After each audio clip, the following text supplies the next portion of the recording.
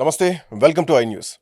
తెలంగాణలో ప్రస్తుతం ఉన్నటువంటి అంశం బీసీలకు సంబంధించి 42% రిజర్వేషన్లు కామారెడ్డి డిక్లరేషన్ ప్రకారం ఇస్తామని హామీ ఇచ్చింది కాంగ్రెస్ పార్టీ. సుప్రీంకోర్టులో స్పెషల్ లీవ్ పిటిషన్ని కొట్టివేసింది. సో రిజర్వేషన్లు రావు, 50% దాటొద్దు, పాత పద్ధతిలోనే అంటే 2018 చట్ట సవరణ పంచాయతీరాజ్ చట్ట సవరణ ప్రకారమే ఎన్నికలకు పోవచ్చు. హైకోర్టులో ఇంకా పెండింగ్లో ఉంది, హైకోర్టు నిర్ణయం హైకోర్టు. సో మాది మాత్రం మేము చెప్తున్నాం, సుప్రీంకోర్టు చెప్పేసింది. సో 42% రిజర్వేషన్ అనేది ఒక కళగానే మిగిలిపోతుంది తెలంగాణలో బీసీలకు. ఇదే అంశం పైన మాట్లాడదాం. సాధ్యమా, అసాధ్యమా? ఒకవేళ సాధ్యమైతే ఏ పద్ధతిలో సాధ్యమవుతుంది? ప్రముఖ విశ్లేషకులు సురేష్ కోచాటిల్ గారు మనతో పాటు ఉన్నారు. సురేష్ గారు నమస్తే. నమస్తే. 42% రిజర్వేషన్ వస్తుందా, రాదా? వస్తే ఎట్లా వస్తుంది? ఇదే ప్రశ్న తెలంగాణలో. 3 రోజుల ముందు హైకోర్టు డిసిషన్ వచ్చిన తర్వాత నేను ఇంకో ఛానల్లో మాట్లాడుతూ ఈ మాట చెప్పాను. ఆ రోజు సాయంత్రం చాలామంది అడ్వకేట్లు స్టూడియోలో వచ్చి మాట్లాడుతూ ఈ జియో గురించి మాట్లాడుతున్నారు. జియో స్టే చేశారని. అప్పుడు నేను ఒక ప్రశ్న అడిగాను. ఫస్ట్ ఆఫ్ ఆల్ జియో లీగలా కదా అని. గవర్నర్ సంతకం పెట్టకపోతే జియో లీగల్ ఎట్లయితే? అప్పుడు వీళ్ళందరూ అన్నారు, అది మెడ్రాస్ హైకోర్టు జడ్జ్మెంట్ ఒకటి ఉంది కదా, తమిళనాడు హైకోర్టుది. ఇక్కడ గవర్నర్గా సంతకం పెట్టకపోతే, ప్రెసిడెంట్ సంతకం పెట్టకపోతే జస్టిస్ పర్దివాలా జడ్జ్మెంట్ ఒకటి ఉంది, దాంట్లో automatically it is taken for granted that it is past అని చెప్పి. అది లేదు, that is limited only to the Madras high court judgement, మిగతా వాళ్ళు కాదు. ఇన్ఫ్యాక్ట్ ఆ జడ్జ్మెంట్ వచ్చిన తర్వాత మెడ్రాస్ హైకోర్టుది 2 రోజుల తర్వాత 3 రోజుల తర్వాత కేరళ వచ్చారు మళ్ళీ సుప్రీంకోర్టుకి.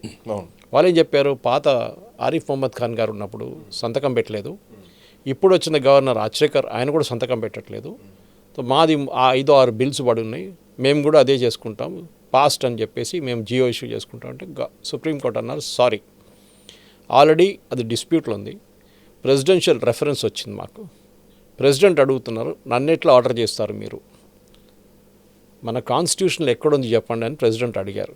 కాన్స్టిట్యూషన్లో లేదు, ఎక్కడ చెప్పలేదు. టైం, డీసెంట్ టైం, ఒక రీజనబుల్ టైం, అంతే. రీజనబుల్ అనే వర్డు అది 3 నెలలు ఉండొచ్చు, 3 సంవత్సరాలు ఉండొచ్చు, 30 సంవత్సరాలు ఉండొచ్చు. ఫర్ ఎగ్జాంపుల్, ఇప్పుడు ఈ చట్టంలో రేవంత్ రెడ్డి గారు తీసుకొచ్చిన చట్టంలో గవర్నర్ సంతకం ఎందుకు పెట్టాలని చెప్పండి. గవర్నర్ పెట్టడానికి వెళ్తున్నప్పుడు గవర్నర్ లీగల్ ఒపీనియన్ అడుగుతారు. చూడండి, దీంట్లో ఏమంటున్నారంటే 42% ఇద్దాం రిజర్వేషన్ అంటున్నారు. అంటే మొత్తం రిజర్వేషన్ అన్నీ కలిపి 67 కన్నా ఎక్కువ వెళ్ళిపోతుంది. సుప్రీంకోర్టు ఇందిరాస్వామి జడ్జ్మెంట్లో, కృష్ణమూర్తి జడ్జ్మెంట్లో 50% కన్నా ఎక్కువ వెళ్ళకూడదు, ట్రిపుల్ టెస్ట్ కూడా ఫెయిల్ అవుతుందని చెప్పారు. అప్పుడు నేను సంతకం ఎందుకు పెట్టాలని గవర్నర్ గారు అడిగి ఉంటారు. సరే, ప్రెసిడెంట్కి పంపిస్తా అని చెప్పి ప్రెసిడెంట్కి పంపించారు. ప్రెసిడెంట్ పక్కన పెట్టేశారు. దాన్ని ఇట్స్ ఇల్లీగల్ లా. సో నేను అదే మళ్ళీ రిపీట్ చేస్తున్నాను. నేను చెప్పింది 4 రోజుల ముందు. అప్పుడు అందరూ చాలామంది అడిగారు, అండ్ రేవంత్ రెడ్డికి తెలియదా, అభిషేక్ మను సింఘ్వికి తెలియదా అని. నేను చెప్పాను, challenge is not to the GO, అది ఒక ఛాలెంజ్ ఉంది. ద సెకండ్ ఛాలెంజ్ దానికన్నా ఇంపార్టెంట్ ఏంటంటే ఆ 50% రిజర్వేషన్ క్యాప్.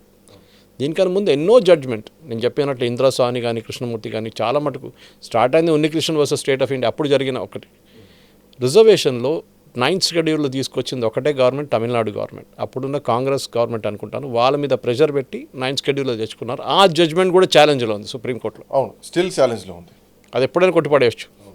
దాని తర్వాత వచ్చిన ఎన్నో కేసుల్లో, including economically weaker sections, Modi గారు తీసుకొచ్చిన దానికేం చెప్పారు, మీరు 10% సీట్లు పెంచండి, అప్పుడు మీరు ఇవ్వచ్చు అంటే అప్పుడు కూడా యావరేజ్ 50కి వచ్చేస్తుంది.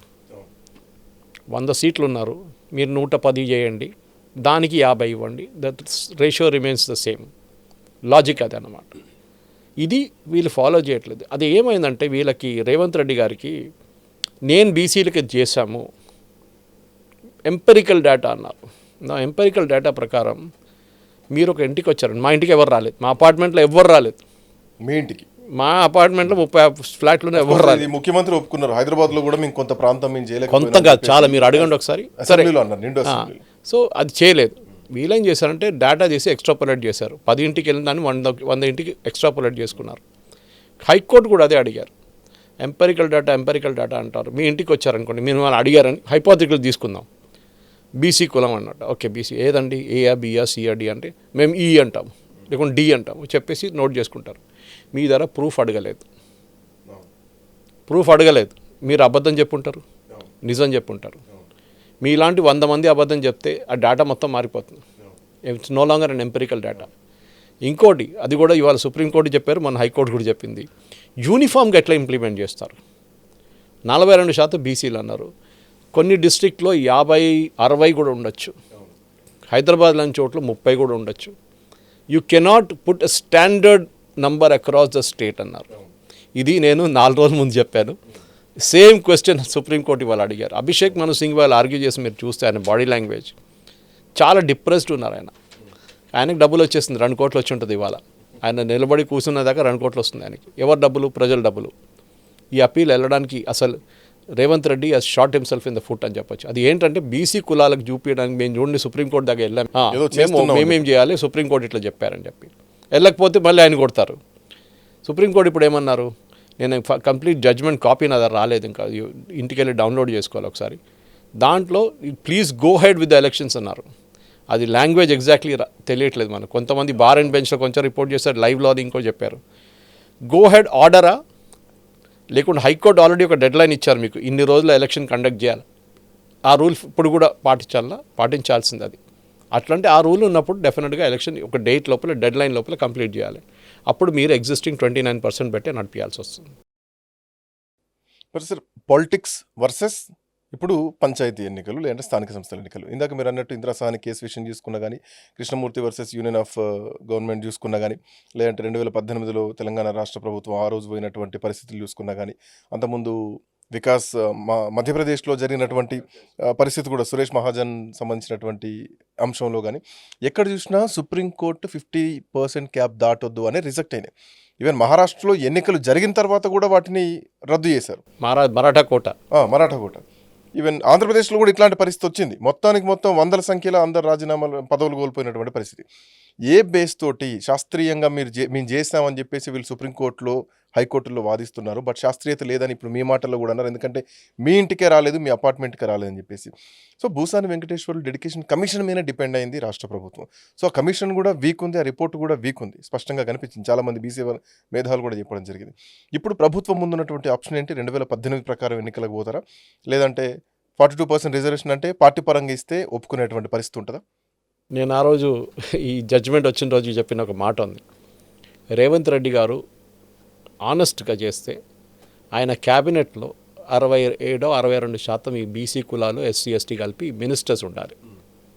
ఇప్పుడున్న మినిస్టర్స్ చూడండి ఎంతమంది ఏ కులం నుంచి ఉన్నారంటే మీకు తెలిసిపోతుంది గేమ్ అంతా. ఇదే ప్రాబ్లం కర్ణాటకలో ఉంది. కర్ణాటకలో ఒక బ్యాక్వర్డ్ క్లాస్ కమిషన్ పెట్టారు వీళ్ళు, మీకు గుర్తుంటుంది. క్యాస్ట్ సెన్సస్ అన్నారు, బ్యాక్వర్డ్ క్లాస్ అనేది క్యాస్ట్ సెన్సస్. 10 సంవత్సరాల ముందు సిద్ధరామయ్య గవర్నమెంట్ ఉన్నప్పుడు చేపించారు. ఆ రిపోర్ట్ మొత్తం దాచిపెట్టేశారు. రిపోర్ట్ రాగానే 100 కోట్లు ఖర్చు పెట్టారు దాని మీద. తర్వాత బీజేపీ గవర్నమెంట్ వచ్చింది, వాళ్ళు పోయిన తర్వాత మళ్ళీ ఆయన తిరిగి వచ్చిండు. ఆ రిపోర్ట్ బయటికి తీసాడో తీయలేదు. తీసేమన్నారు, ఈ రిపోర్ట్ అంత తప్పు ఉంది, మేము ఇంకో కొత్త సర్వే చేయబోతున్నాను. ఇప్పుడు నడుస్తుంది కొత్త సర్వే, దాన్ని కూడా ఫ్లాప్ అయింది. ఇప్పుడు అది చాలామంది ఇవ్వట్లేదు డేటా వాళ్ళకి. మీరు ఏం డేటా తీసుకుంటున్నారు? ఆ డేటా మీద ఎంపెరికల్ డేటా అంటున్నారు మీరు. ఇప్పుడు అక్కడ కర్ణాటకలో ఏం జరిగింది, అక్కడ ఉన్న 2 political powerful communities, ఒక్కలిగాస్ and Lingayats. వీళ్ళు ఇద్దరిలోనే ముఖ్యమంత్రి పోస్ట్ చేంజ్ అవుతూనే ఉంటుంది. ఒక టైంలో ఒక్కలిగా వస్తారు, ఇంకోటి లింగాయట్స్ వస్తారు. సిద్ధరామయ్య గారు కురుబా కమ్యూనిటీ నుంచి బ్యాక్వర్డ్ క్లాస్. నా సిద్ధరామయ్య గారిని దింపడానికి చాలా రోజు గేమ్ నడుస్తుంది అక్కడ. ఒక్కలిగా ఉన్న డీకే శివకుమార్ ట్రై చేస్తున్నారు, మిగతా కమ్యూనిటీ వాళ్ళు ట్రై చేస్తున్నారు. ఈ డేటా వచ్చిన తర్వాత ఆ కమ్యూనిటీస్ ఏమన్నారంటే, మేము చూసుకుంటాం మిమ్మల్ని, మేము న్యూమరికలీ మేము 12-14% ఉంటాము, కానీ మా దగ్గర ఉన్న పవర్ మేము చూపిస్తాం మీకు, మిమ్మల్ని ఎలక్షన్లో రేపు గెలవరు, మీకు ఉన్న గవర్నమెంట్ కూడా పోతుందన్నారు. సిద్ధరామయ్యకి భయం వేసి ఆ రిపోర్ట్ పక్కన పెట్టేశారు. పాత రిపోర్ట్, కొత్త రిపోర్ట్ తీసుకున్న దాని మీద ఇంకా 5 సంవత్సరాలు ఆడుకుంటారు. ఈ ప్రాబ్లం ఇక్కడ కూడా అదే ఉంది. ఇప్పుడు మనం అంటాం రెడ్డోళ్ళు ఉన్నారు. I'm not from Telangana, so Andhra, I'm from Kerala, so మాకు ఆ ప్రాబ్లమే లేదు. ప్రాబ్లం ఉందనుకోండి, అక్కడ ఇంకో ప్రాబ్లం ఉంది. కానీ ఇక్కడ రెడ్డీస్ కంట్రోల్ ద పవర్.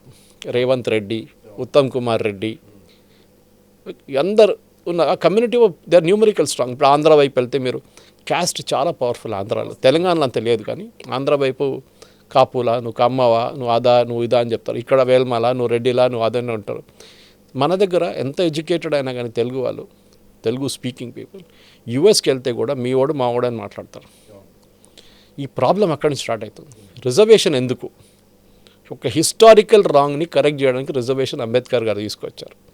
ఎప్పుడో 200, 300, 400 సంవత్సరాల ముందు డిస్క్రిమినేషన్ జరిగింది, వాళ్ళకి ఆపర్చునిటీ ఇవ్వలేదు, వాళ్ళని సొసైటీలో పైకి తీసుకురావాలంటే మీరు రిజర్వేషన్ ఇవ్వాలి. జస్టిస్ గవాయి కూడా మనం చెప్పారు, వాళ్ళ ఫాదర్ గవర్నర్గా ఉన్నారు, వాళ్ళ ఫాదర్ ఎంపీగా ఉన్నారు, కానీ ఆయనకు మళ్ళీ రిజర్వేషన్ తీసుకున్నారు. ఇప్పుడు ఏమంటున్నారు, మా కొడుకు మా కూతురికి ఎందుకు రిజర్వేషన్ తీసుకున్న తర్వాత అంటున్నారు. అది ఇంకో మాట. నా లాజిక్ ఏంటంటే దాంట్లో కూడా పేదోళ్ళకి ఇవ్వండి. ఒక్కసారి మీ ఫ్యామిలీలో రిజర్వేషన్ వస్తే give a chance to the next person in the line. ఇది ప్రాబ్లం ఎక్కడైపోయిందంటే దీంట్లో పొలిటిక్స్ వచ్చేస్తుంది మొత్తం. ఇప్పుడు బీసీ కులాలు ఏమంటున్నారు, మా దాంట్లో 42% మంది ఉన్నారు. రేవంత్ రెడ్డి మీరు నాకు ఇవ్వకపోతే నీ పని నేను చూసుకుంటా. రేవంత్ రెడ్డి డెస్పరేట్ అయ్యింది. అభిషేక్ మను సింగ్ తీసుకొచ్చి ఇక్కడ హైకోర్టులో ఆర్గ్యూ చేసిన, హైకోర్టు చెప్పారు, హైకోర్టు మీకు 4 వీక్స్ కౌంటర్ ఫైల్ చేయనప్పుడు మీరు ఎందుకు సుప్రీంకోర్టుకి వెళ్ళారు? నేను అడిగాను ఇదే ప్రశ్న ఆ రోజు జడ్జ్మెంట్ వచ్చిన రోజు. మీరు హైకోర్టు మీకు 4 వీక్స్ కౌంటర్ అవ్వమన్నారు అంతే. దాని తర్వాత వాళ్ళు కౌంటర్ అఫిడవిట్ ఫైల్ చేస్తారు పెటిషనర్స్. 6 వీక్స్ అని పెట్టుకుందాం, 6 వారాల తర్వాత మళ్ళీ కేసు ఉంటుంది కదా. మీకు భయం, మీకు ఎందుకు భయం?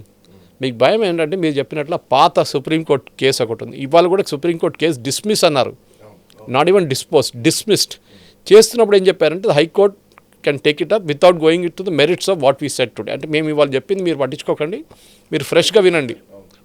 దట్ ఎవ్రీ జడ్జ్మెంట్ వాళ్ళు చెప్తారు అట్లా. ఇందులో వాదనలు సార్, ఇందాక మీరు అన్నట్టు అభిషేక్ మను సింగ్ చేస్తున్నటువంటి వాదన ఏంటంటే ఆర్టికల్ 253D ప్రకారం ఆయా రాష్ట్రాలకు అధికారం ఉంది రిజర్వేషన్లు కల్పించుకోవడానికి 1994 చట్టం ప్రకారం అన్నది ఒకటే ఆయన చెప్తున్నట్టు ఈ ఆర్టికల్ ప్రకారం.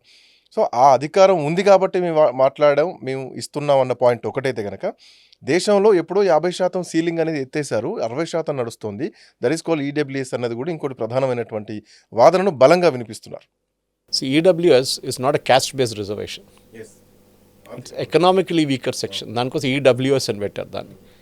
అదే టైంలో కొన్ని స్టేట్స్, ఫర్ ఎగ్జాంపుల్ జార్ఖండ్ తీసుకోండి, tribal state, Tripura, even Mizoram, Manipur, ఈశాన్ రాష్ట్రాల్లో ఈవెన్ క్రిస్టియన్ కమ్యూనిటీ ఉన్నప్పుడు కూడా, కన్వర్టెడ్ క్రిస్టియన్స్ ఉన్నప్పుడు కూడా వాళ్ళు ట్రైబల్ రైట్స్ కింద వస్తారు వాళ్ళు.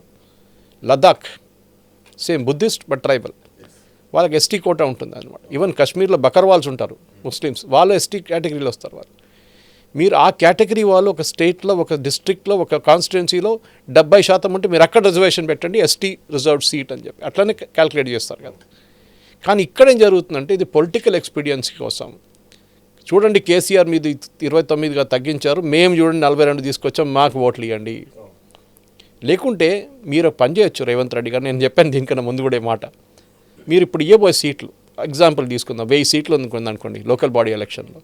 ఆ 1000 సీట్లో 42% బీసీలకి ఇవ్వండి టికెట్లు, ఇవ్వరు. మీరు షుడ్ వాక్ యూర్ టాక్. మీరు చెప్పారు కదా బీసీలకు మేము ఇస్తున్నాం. ఇప్పుడు హైకోర్టు చెప్పారు, సుప్రీంకోర్టు చెప్పారు కాదు, మీరు ఏం చేయలేరు, నెక్స్ట్ 10 సంవత్సరాలు ఈ కేసు నడుస్తూనే ఉంటుంది. మీరు మీ పార్టీ వైపు నుంచి 42% మేము బీసీలకు టికెట్లు ఇస్తాం, నా క్యాబినెట్లో 42% మంది బీసీ మంత్రులు ఉంటారు, మిగతా వాళ్ళు ఎస్సీ ఎస్టీ కూడా ఉంటారు, అన్నీ కలిపితే 67% మంది మా క్యాబినెట్లో ఈ కేటగిరీస్ నుంచి ఉంటారని చెప్పి రీఅష్యూరెన్స్ చేయండి. ఎమ్మెల్సీ కూడా అంతే, ఎమ్మెల్యే టికెట్లు కూడా అంతే, ఎంపీ టికెట్లు కూడా అంతే ఇస్తాం మేమని చెప్పి ఒక హామీ ఇస్తే బీసీ కులాలు మిమ్మల్ని ట్రస్ట్ చేస్తుంది. వాస్తవం, అవును. Because you're walking your talk అంటారు ఇంగ్లీష్లో. మీరు చెప్పిన మాటకి మీరు నడుస్తున్నారు. తర్వాత హైకోర్టు జడ్జిమెంట్, సుప్రీంకోర్టు తర్వాత చూసుకుందాం. ఇప్పటికీ మీకు కావాల్సింది మేము ఇచ్చేసాం మీకు. బీసీలను సాటిస్ఫై చేయడానికి ఒక మాట అధికారికంగా చేయండి. I think it's the best step you can do. Politically it the best step, కానీ చేయలేరు. కర్ణాటక ప్రాబ్లం చెప్పినట్లయితే సేమ్. ఇక్కడున్న పవర్ఫుల్గా ఉన్న కమ్యూనిటీస్, మిగతా కమ్యూనిటీస్, ఫార్వర్డ్ క్లాస్ అంటారు కదా మన దగ్గర, ఎఫ్సీ, వాళ్ళు దీన్ని అబ్జెక్ట్ చేస్తారు, వాళ్ళు చేయనియరు. Very obvious reason. అది రేవంత్ రెడ్డి దాన్ని కౌంటర్ చేయడానికే సీట్లు పెంచే బదులు ఆయన చేసింది 42% తీసుకొచ్చారు. ఎంపెరికల్ డేటా అన్నారు. Supreme court said how do you call it empirical అన్నాడు. ఇవాళ మీరు ఏ బేసిస్ మీద ఎంపెరికల్ చేశారు? అక్రాస్ ద స్టేట్ మీరు 42% అంటున్నారు. Across the state you cannot give it like that. వాళ్ళు ఎగ్జాంపుల్ కోట్ చేశారు ఎస్సీ ఎస్టీ కాన్స్టిట్యున్సీస్ గురించి. హాఫ్ అన్ అవరే జరిగింది ఆర్గ్యుమెంట్, ఎక్కువ లేదు. దాంట్లో Abhishek Manu Singhvi was half hearted argue చేశారు. కృష్ణమూర్తి జడ్జ్మెంట్ అడిగారు, is is a law are an act అడిగారు మన జియో గురించి. Is it a bill or an act? It is an act అన్నారు.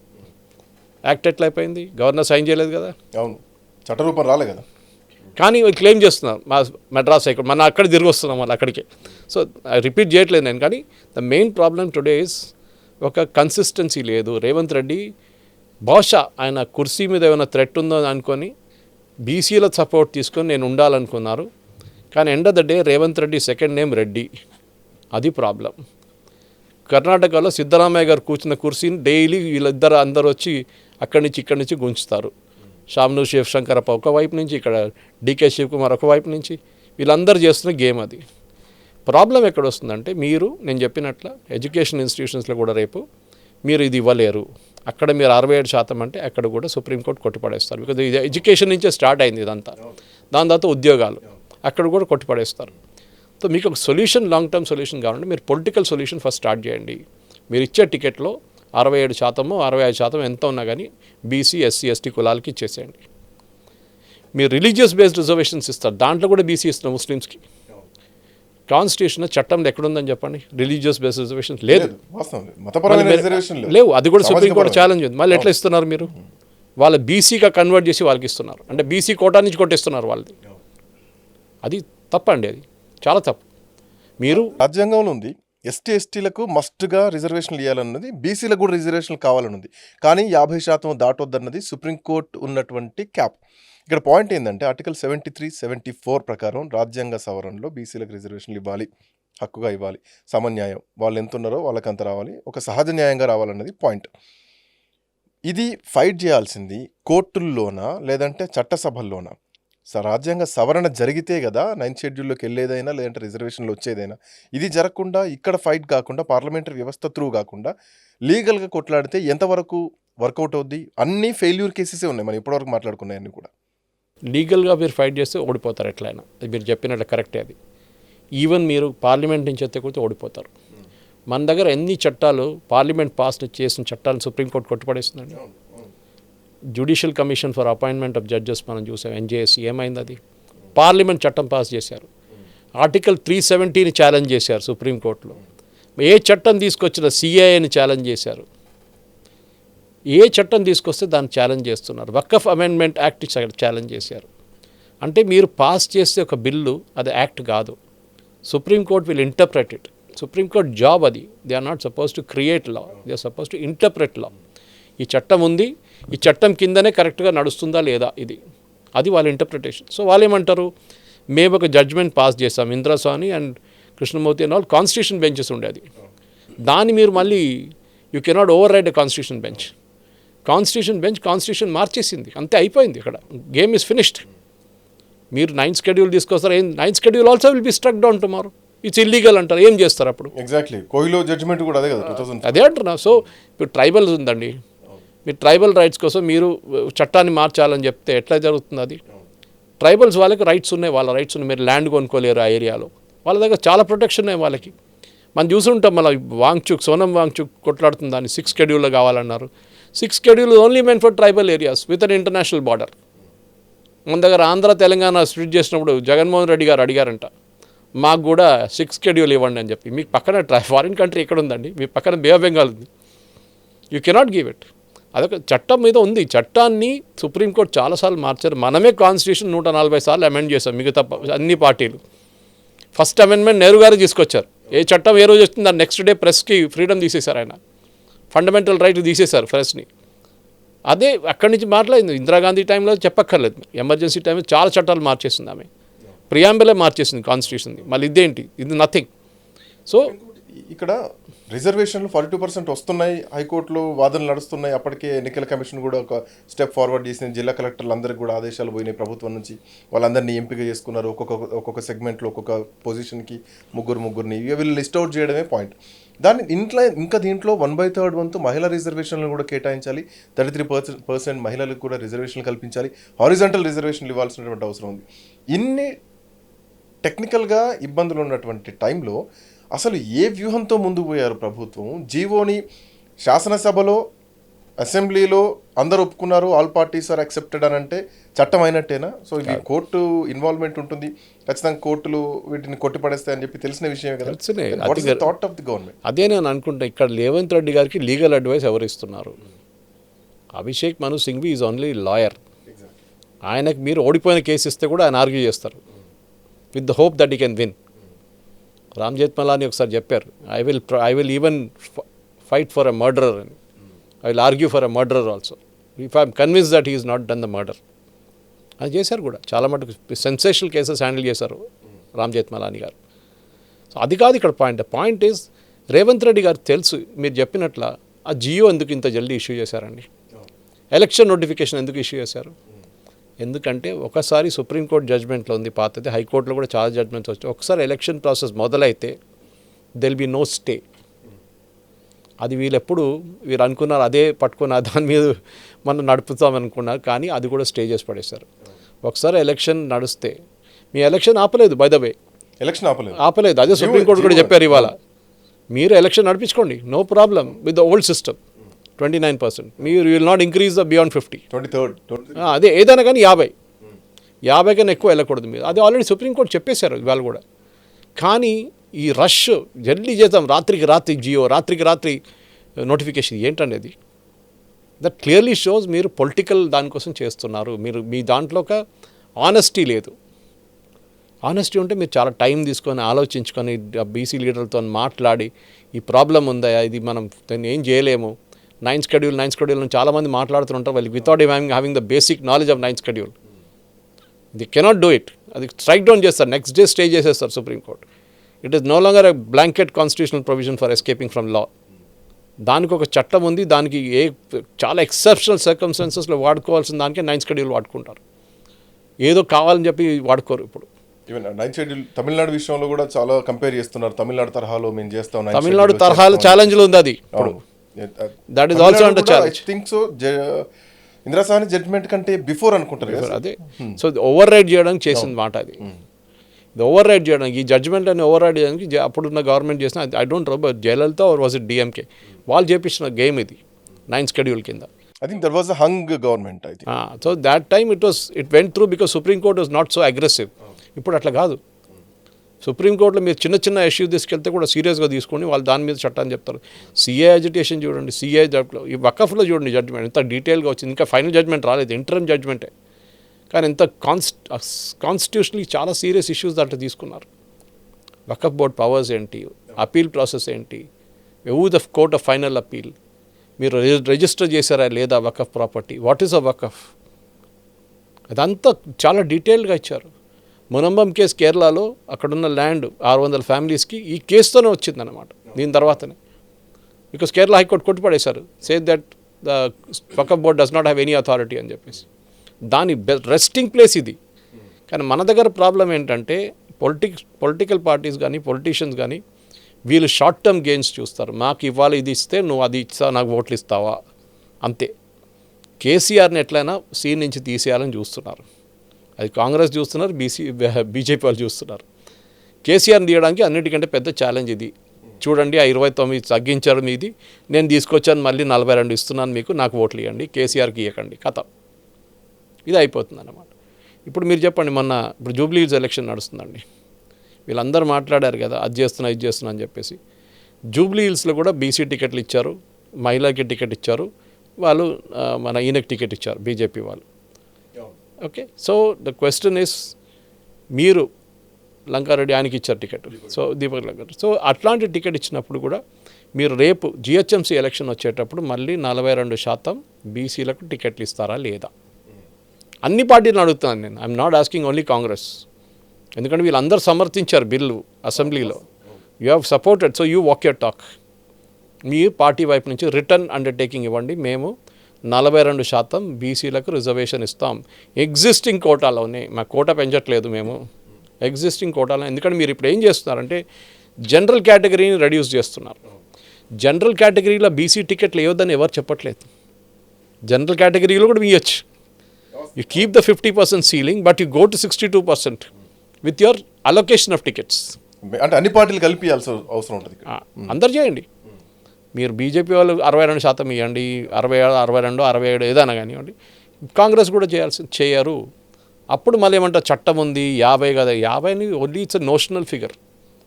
But if you want, if you are genuine, మీరు ఇవ్వచ్చు కావాలంటే. So dedication commission ఉంది మాకు, భూసాని వెంకటేశ్వర్ల కమిషన్ సిఫార్సులతోటి మేము పోతున్నామని పదే కోర్టులో అదే వాదనలు జరిగాయి. గతంలో డెడికేషన్ కమిషన్లు వేసినవి అన్నీ కూడా ఫ్లాప్ అయినాయి, అన్నీ 50% దాటొద్దు అన్నది. ఎంపెరికల్ డాటా ఉందంటే ఆ డాటానే ఈరోజు సుప్రీంకోర్టు కొట్టేసినటువంటి పరిస్థితి.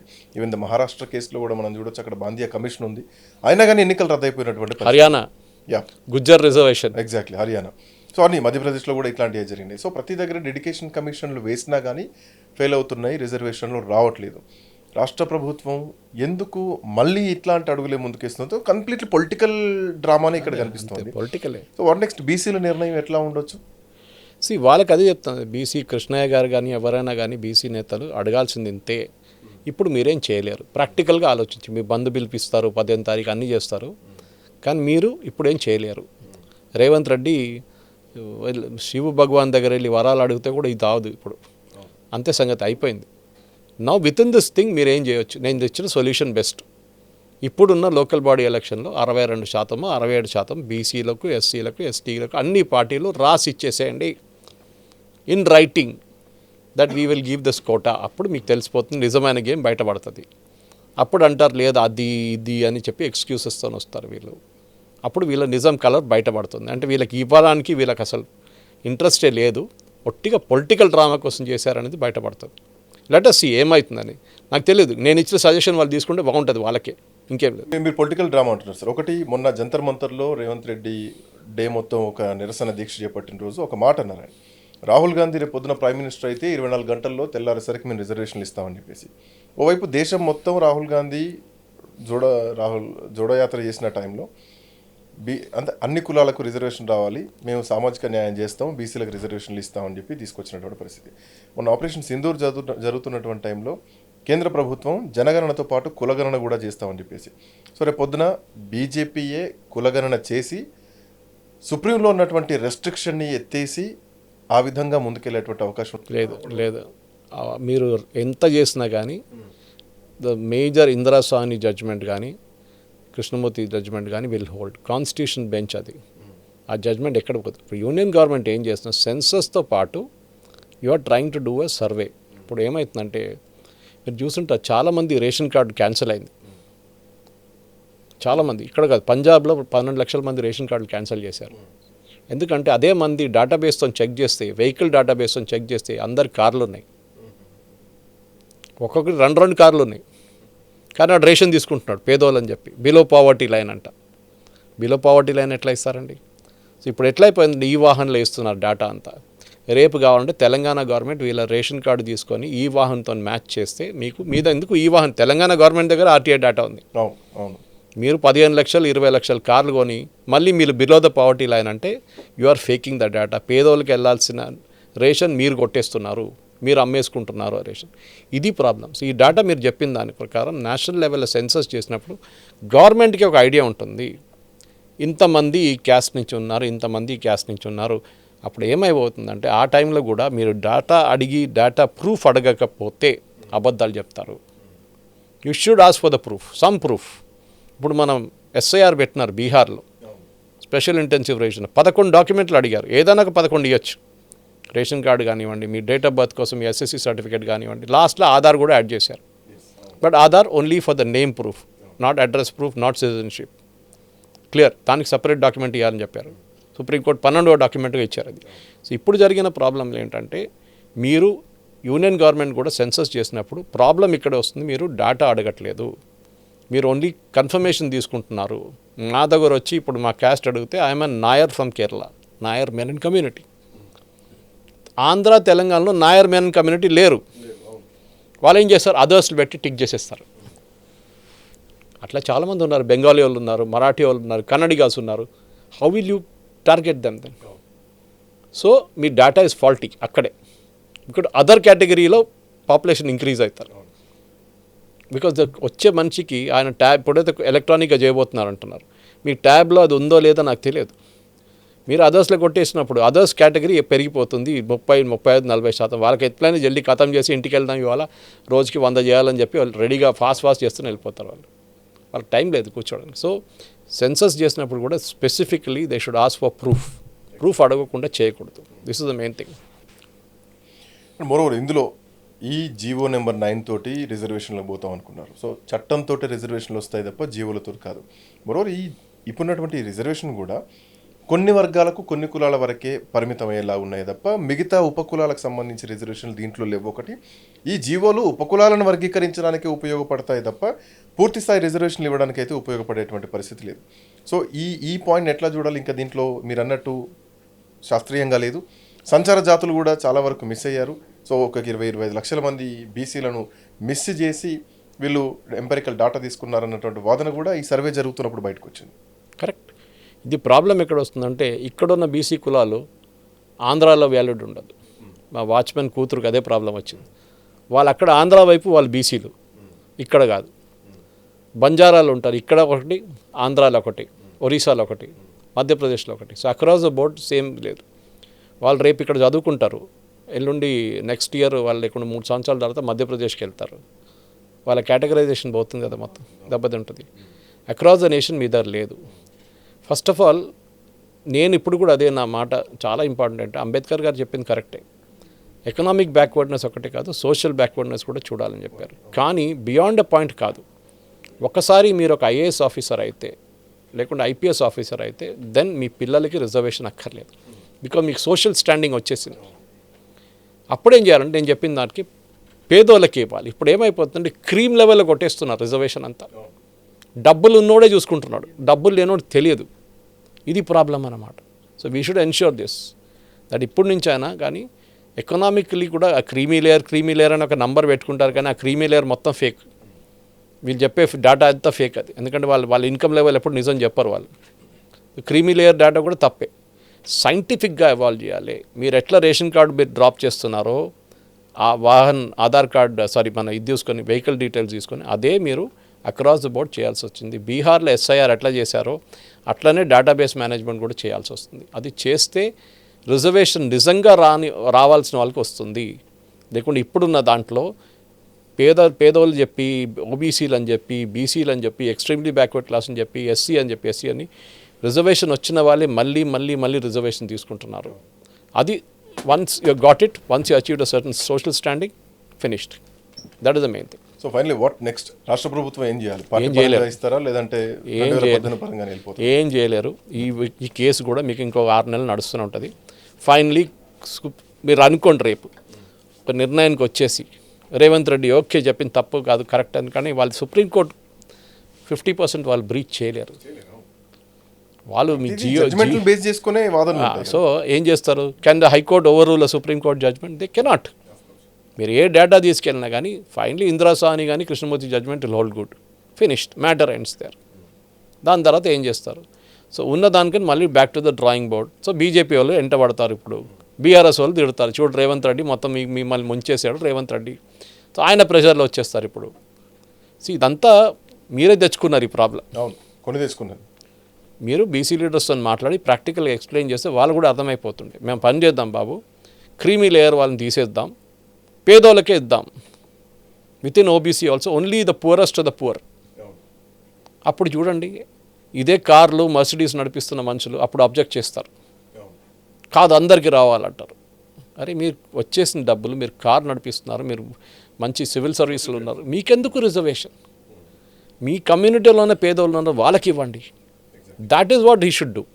అది ఒక చేస్తే బహుశా 50% క్రాస్ చేయకనే కానీ అట్లీస్ట్ నిజం ఉన్న బెనిఫిషరీస్కి బెనిఫిట్ వస్తుంది. And I think the rich community among the rich people, అంటే మంచి డబ్బులు సంపాదించి సోషల్ స్టాండింగ్ వచ్చిన వాళ్ళు పక్కన జరిగిపోవాలి. మీకు అయిపోయింది, మీకు 1 జనరేషన్ 2 జనరేషన్స్కి బెనిఫిట్ వచ్చేసింది. Let us now give it to the most backward people. అది చాలా important. Yeah, anyway thank you sir, thank you for the much. Information. మొత్తానికి సుప్రీంకోర్టు కొట్టేసింది ఎస్ఎల్పి స్పెషల్ లీవ్ పిటిషన్ని. తెలంగాణ రాష్ట్ర ప్రభుత్వం తీసుకెళ్ళింది పిటిషన్ కొట్టేసింది. బీసీలకు సంబంధించినటువంటి రిజర్వేషన్లు ఇక ఆకాశంలో ఉన్నట్టే కనిపిస్తోంది. సో ఇప్పుడు రాష్ట్ర ప్రభుత్వం ఏ నిర్ణయం తీసుకుంటుంది? లీగల్గా చట్టపరంగా వచ్చేటువంటి పరిస్థితి లేదు, దాన్ని గెలిపించుకునేటువంటి పరిస్థితి కూడా లేదు. ఎందుకంటే ఆల్రెడీ సుప్రీంకోర్టు 50% క్యాప్ ఉంది కాబట్టి అది దాటి అధిగమించి 67% రావాలంటే అంత ఎంపెరికల్ డేటా శాస్త్రీయంగా ఉందా అంటే అది లేదు ప్రభుత్వం దగ్గర. ట్రిపుల్ టెస్ట్ కూడా పాస్ అవ్వలేదు అన్నది కోర్టులు చెప్తున్నటువంటి అంశం. సో ఇప్పుడు ఏం నిర్ణయం తీసుకోబోతున్నారు? మళ్ళీ పార్టీ పరంగానే ఇస్తారా? పార్టీ పరంగా ఇస్తే స్థానిక సంస్థల వరకైనా రేపొద్దున జిహెచ్ఎంసీతో పాటు మంత్రిమండలిలో ఇది ఒక పరంపర జరగాల్సినటువంటి అవసరం ఉంది. చూద్దాం, స్థానిక సంస్థల ఎన్నికలు జరుగుతాయా పాత పద్ధతిలో, లేదంటే నిరవధిక వాయిదా పడతాయా, 42% తోట ఇస్తా అని ముందుకెళ్తారా? చూద్దాం. That's all for now. ఇది ఇవాల్టి స్పెషల్ ఇంటర్వ్యూ. మరో ఇంటర్వ్యూలో మళ్ళీ కలుద్దాం. Keep watching I news.